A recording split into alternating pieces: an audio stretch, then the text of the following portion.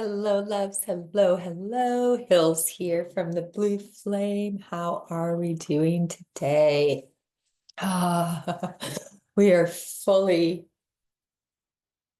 activated now into the eclipse wormhole. I feel like we don't actually have the eclipse until Thursday the 13th or Friday the 14th, depending on your location. The eclipse is actually the full moon is peaking at 11:55 p.m. Pacific time, which means that for most of the world, this is going to be an eclipse on the 14th, on Friday the 14th of March.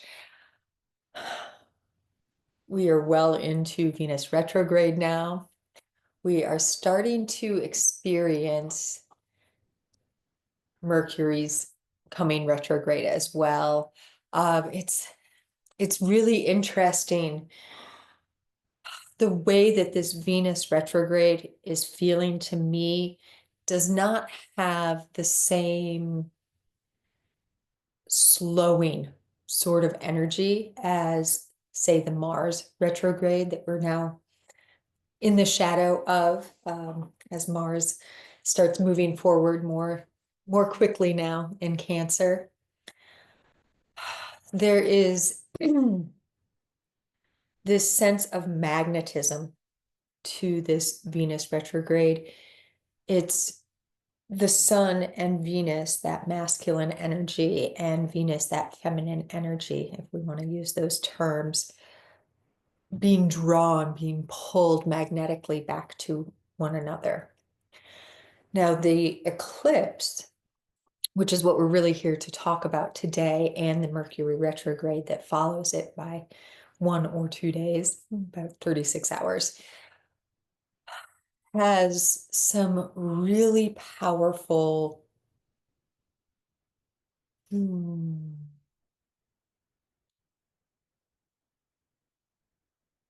release and revive energies. So let's dive in, shall we?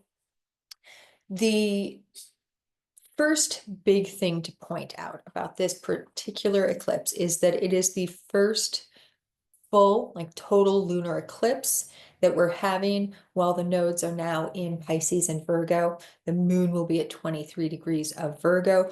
The sun will be at 23 degrees of Pisces. They are within 4 degrees of the north and south node. So south node in Virgo is at 27 degrees. So very close. That's why we have a total eclipse. The sun, in addition to being only 4 degrees away from the north node in Pisces, which itself is only 3 degrees away from Neptune at 29 degrees, is also basically exactly conjunct Saturn. Now, it's interesting to note, before we continue on, that this year, both Neptune, and with that 29 degree, you're starting to be able to feel it already even, and Saturn are going to move into Aries. This is one of the major shiftings that we're feeling, that transformational energy that's occurring in this year of 2025, this year of the snake, this 9 year. So Saturn conjunct the sun in these last couple of months of Saturn's turn in Pisces. Now, there will be another retrograde of Neptune and Saturn at the end of the year that will bring them back into Pisces, but we're really going to start to feel that new energy coming in. Now, the moon at 23 degrees of Virgo, the sign of the Virgin Priestess, of wholeness, of coming into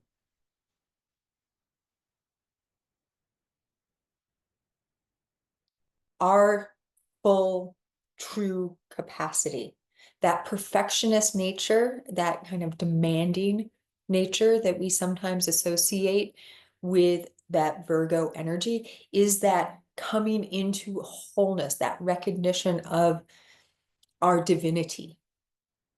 And so we can get dogmatic in that sign. But if we release those dogmas, and that's part of what the Pisces energy across the wheel is there to help us do, if we can release those dogmas, those shoulds, and pull more of ourself to ourselves, gather our true wholeness, connect to our souls, then we are attaining perfection. We are clearing, we're doing our shadow work. That's another aspect of this. We're clearing out the gunk from our lines, from our soul's journey, from our ancestral lines. We're really accepting, allowing ourselves to feel everything, and then move forward, having integrated what needs to be integrated. Now, eclipses are really great energy for this, right? Because especially a lunar eclipse, we're bringing that lunar and solar and earthly energy all together. And the sun is reflecting on the dark side from our perspective of the moon, right? It's this really interesting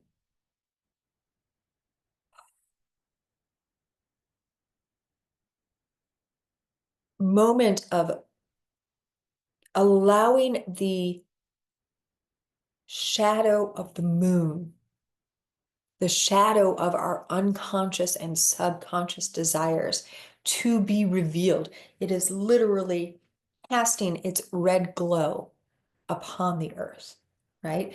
This particular eclipse is also visible for much of the population centers of the world and the entirety of the Americas. Some of South America is not going to be in its totality, but the rest of the entirety of the Americas will be fully in the the totality of this eclipse, and in directions horizontally and vertically, both ways.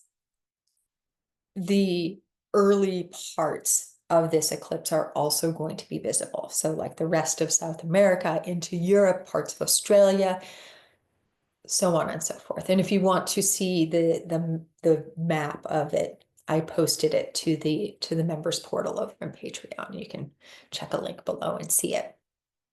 Now, at this same moment of this eclipse, of this full moon's totality, the moon will be in an exact trine, basically, with Uranus and Taurus. Now, Uranus and Taurus is now moving forward at 24 degrees. Uranus is also shifting signs this year. Uranus will be moving into Gemini later this year for a brief stint, then back into Taurus, and then back fully into Gemini next year. So we're really starting to feel that changing. We're putting the final touches this year, if you will, onto the awakening to the new earth, to our new capacities for creation and manifestation, the skills and the light that we are possessed of. This Uranus energy is also being activated in sextile by the Sun and Saturn's conjunction. Now, the Sun and Saturn working together during this eclipse, we can feel old karmic debts, contracts, ways of relating to our ancestral energies, ways of relating to karma, transforming through this eclipse. One of the ways that we can feel into it is that we are eclipsing out old karmic loads and eclipsing in, bringing in, as the moon moves through and as we move through March, transforming our karmic loads into our Dharma, into the work that we do in the world. Saturn rules Capricorn, which rules the 10th house, which in our natal chart is the work that we do in the world. It is our Dharma. So can you feel how we labeled Saturn the Lord of Karma, but what Saturn is actually is the Lord of Dharma?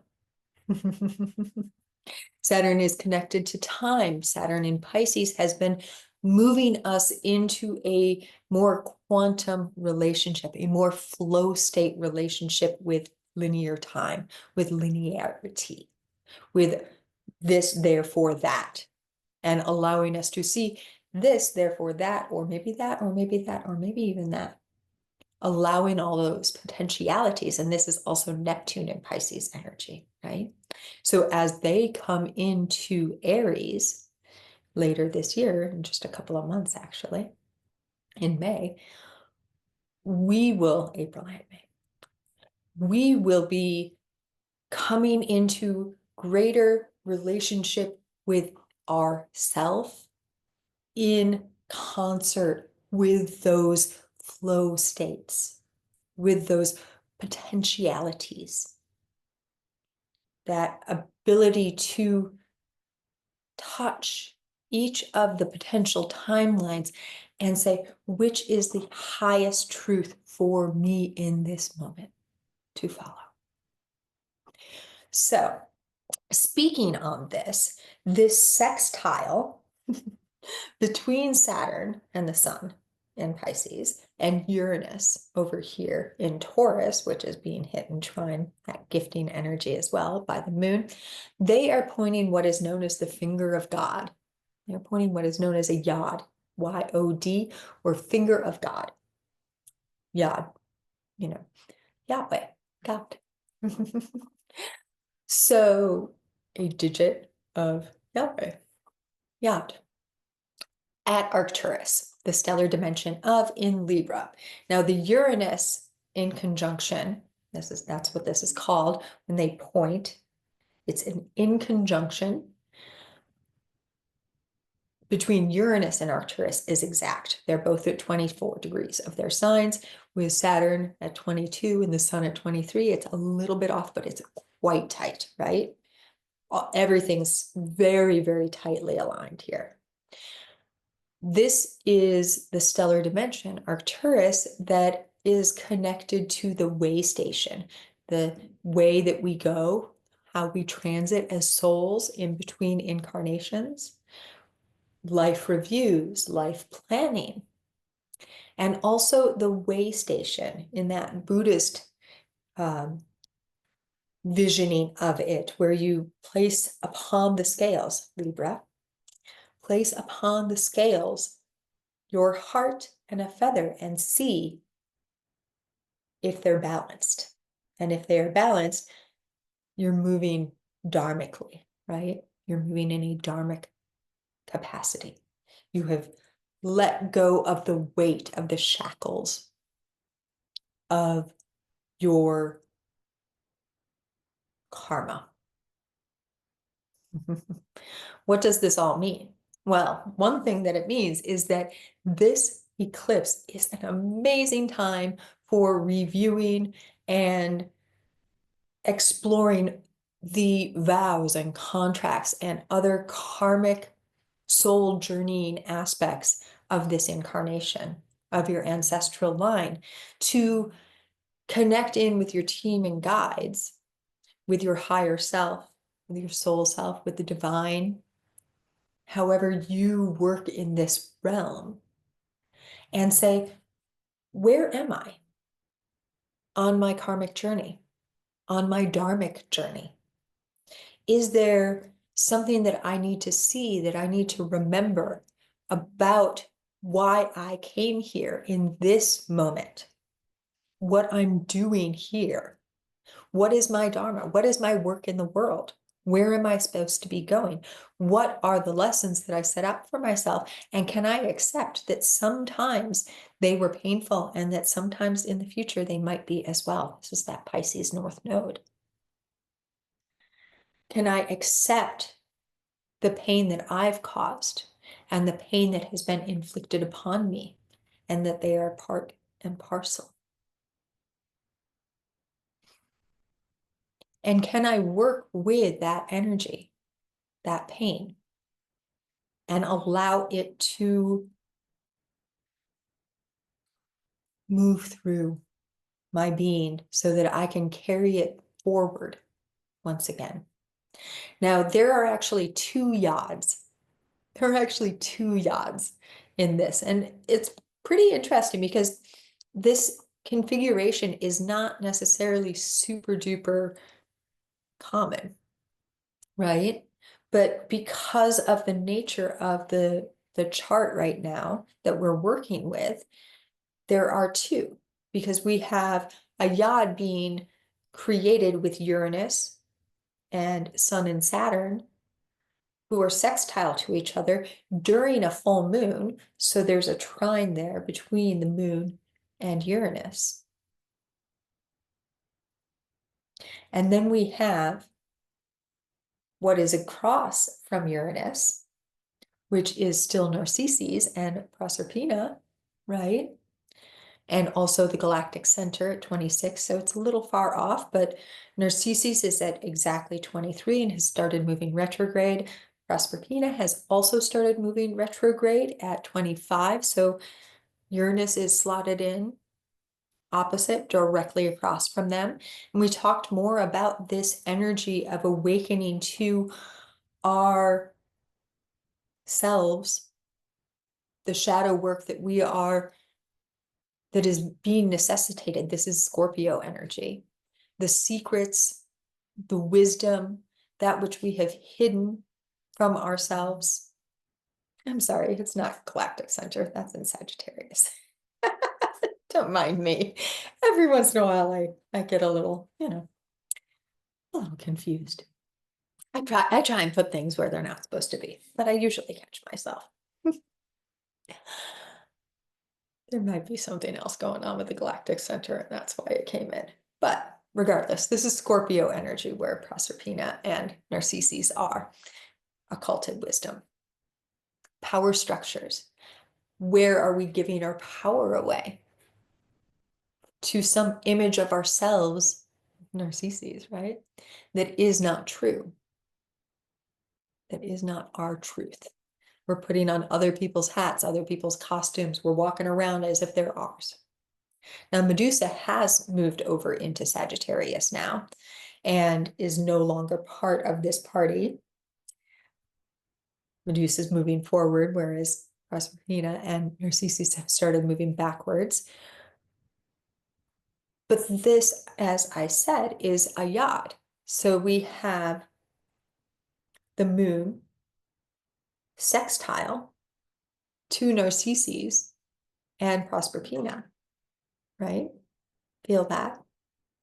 Oh, I just got it. Thank you. Feel that? Sextile. What are they pointing at?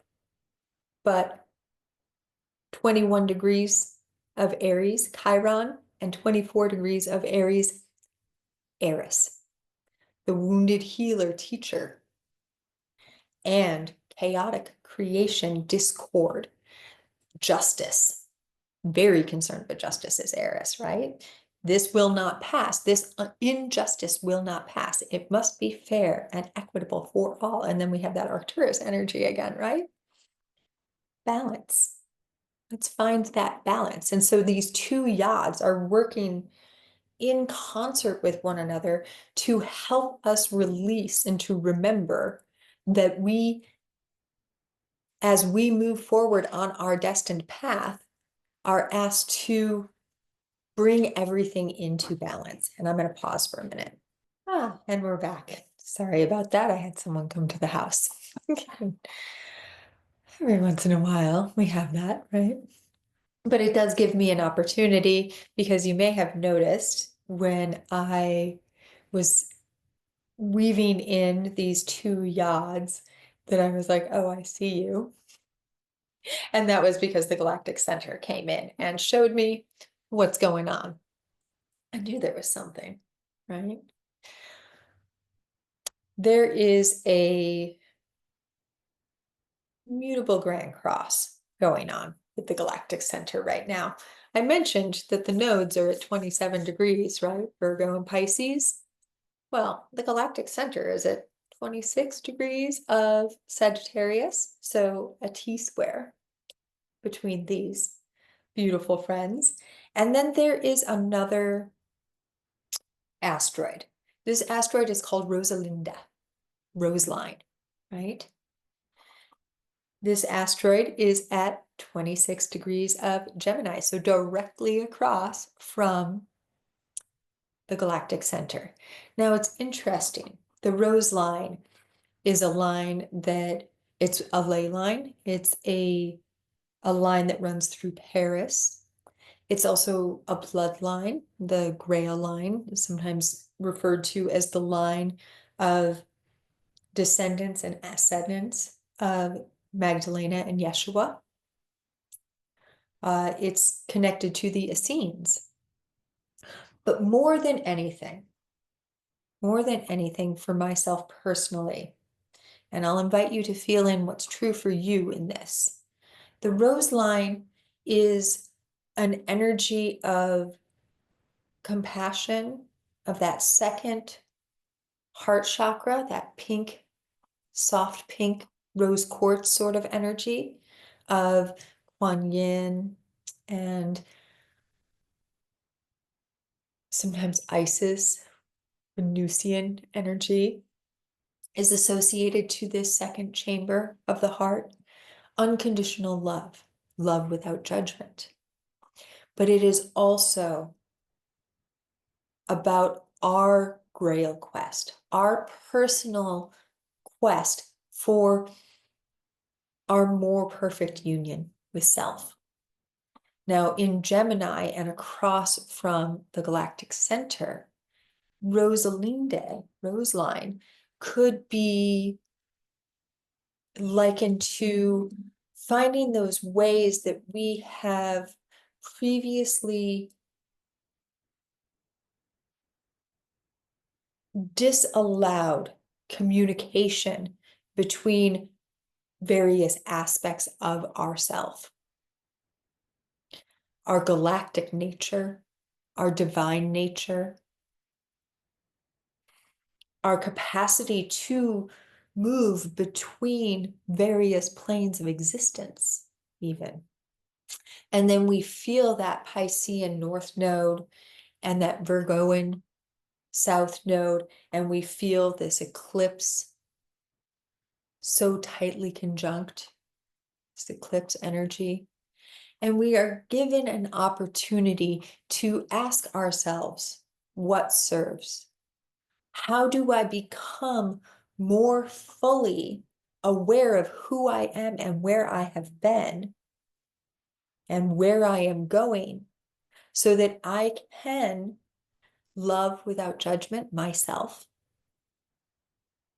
So I can love myself without judgment so that I can communicate with myself, with my consciousness and my unconsciousness and my subconsciousness from a place of compassion. From a place of compassion. When we're asked, for whom does the Grail serve? It is the divine nature. It is the highest good, right? It is that, how do I come into higher heart relationship with myself? How do I make space for my lower Hara point, my lower seat of soul, that place right there in the pelvic floor, that safety and security?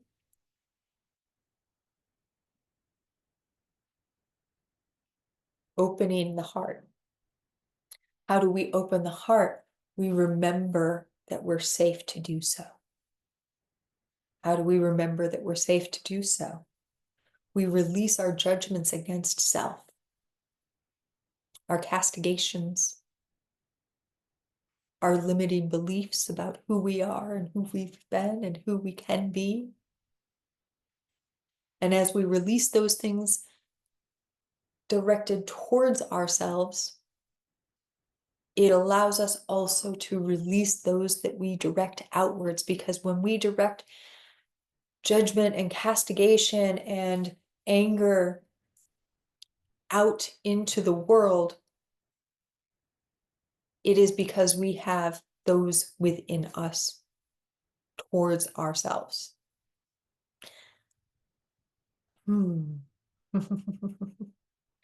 So know a little bit of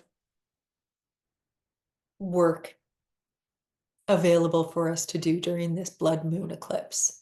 Now that 36 hours later, Mercury is going to turn retrograde at 9 degrees of Aries, almost exactly the same location that Venus turned retrograde on the 2nd of March, about a week ago. The exact same location that the Aries solar eclipse on the 29th of March is going to happen. 9-9 of Aries, the sun and moon. Exactly a week on the day of the last quarter moon between the full moon eclipse on Thursday, Friday, and that new moon solar eclipse, partial. On the 29th, we have what's known as the Venus star point. 2 days before that, that's on March 22nd. 2 days before that, we have the equinox. March is jam-packed. March is jam-packed.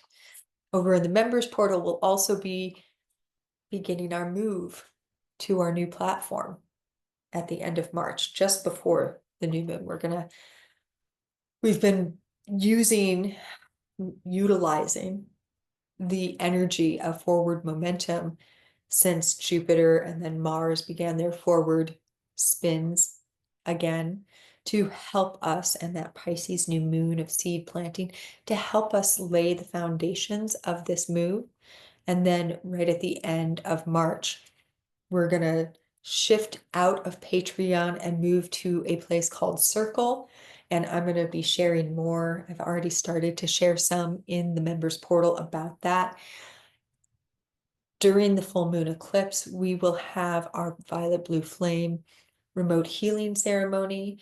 I feel like there's probably something coming in for that Venus star point on the 22nd as well, working with those equinox energies. And of course, we'll have our new moon circle, which is a live share circle over Zoom on the 29th of March for the new moon. That's a transmission and share circle and all the things. It may be our first one in the new platform. We shall see. So how to work with these energies? What's the best way to access the Arcturian yod, or to access this Chironian Eris yod? Listen to your heart. What's true for you? Some of us are journalers, and the best way for us to get in there is to start writing, what is my greatest wound? What is my greatest gift? To ask our higher selves and go into an automatic writing process. Keeping things liminal and loose is very, very, very, very, very important right now. When we're in eclipse energies with Neptune on the 29 of Pisces in particular, holding those reins loosely so as not to limit the potential of that which could be, the old school techniques for manifestation of being very detail orientated in what you want may not serve so well in this new energy that's blooming, this burgeoning new energy. So really feel what is true for you. For myself personally, during eclipse cycles, I love to clean out my closet. I like to get in there and re-examine not just my physical possessions, but that which I'm possessed of. Can you feel how the move from one portal to the next portal being timed in this energy is an aspect of cleaning out the closet, because in order to do so, for me personally, I have to go through everything that's been created during this 3-year cycle that we've been in Patreon, so that I can see what it serves to bring over into the new, so that I can create new directories. There's that Virgo energy, so that everything's more easy to navigate, so that it's easier to find the transmissions and activations, and to know this is what's calling to me. I'm working with my causal. This is what's calling to me. I'm working with my heart. That sort of thing. So I'm getting pretty detail orientated with this, but it's also loosely held, by which I mean I'm staying open to what might serve to come over. I'm not saying everything has to come over. I'm not saying it has to look this certain way. I'm saying what already exists, what does it serve to come through into the new, and what can be left behind, what needs to take new form. There's all kinds of good stuff in there. This blood moon eclipse, because it's going to be visible for so many of us, you may want to stay up quite late, especially if you're in the Americas, to witness it. Maybe a ceremony or a ritual outside, if it's warm enough where you are and you can do that.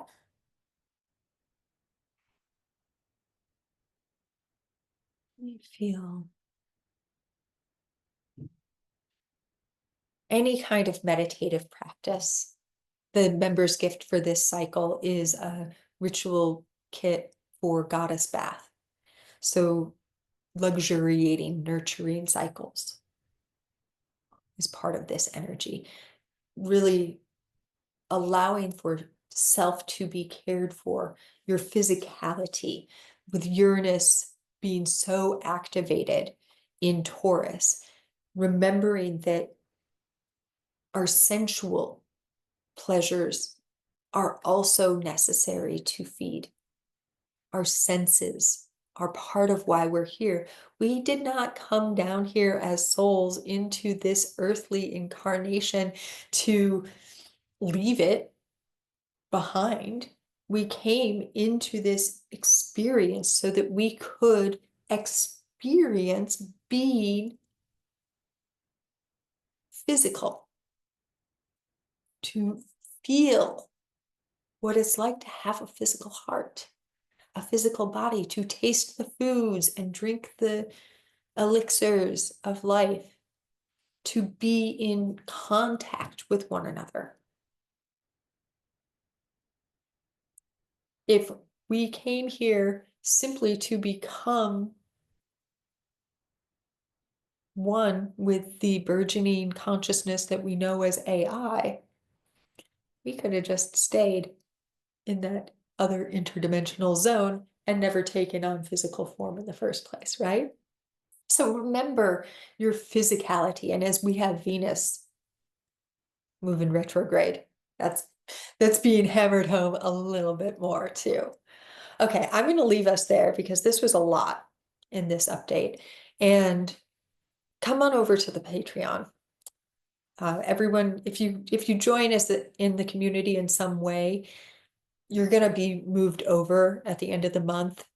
So it's not too late to come in over there. Also, if you join at one of the tiers, when we move over, you get grandfathered in at that price point, because everything's shifting when we move into the new space.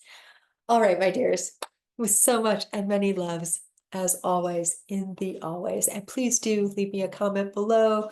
Be sure to like and subscribe and all the things. It's amazing to share in this space with you from the dimensions of the all and beyond the beyond. Bye.